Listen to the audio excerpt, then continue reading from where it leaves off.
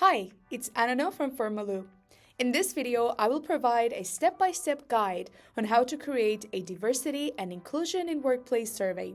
If you're passionate about making your workplace more and more inclusive, this video is for you. Let's dive in. From your dashboard, click on blank Formaloo and then blank form. Now this is where the fun begins. This is where you can customize your survey from start to finish. To add different materials, click on Add Field. You will see a display of features to be used for your survey. Let's start with the drop-down question.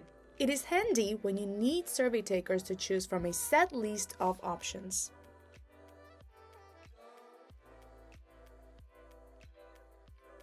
Zero to 10 score can be used when you want numerical ratings for things like satisfaction or performance.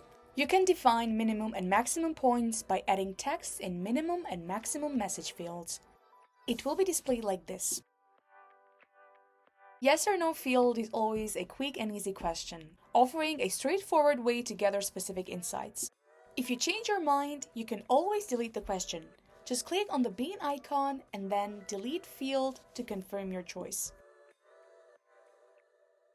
Perhaps you want users to provide more detailed and personalized answers. You can use long text field for that. From the Design tab, you can choose whether the questions will be displayed in one page or separate pages. Personalizing the survey is easy. You can simply choose color schemes that align with your brand identity or preferences.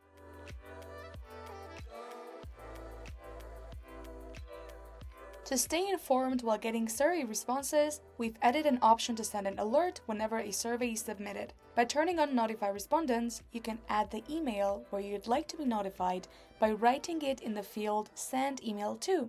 If you want your team members to be notified with you, you can add their email to Forward Submit Email To. I hope this video was useful for you and really encourage you to start your survey adventure with Formaloo. See you next time!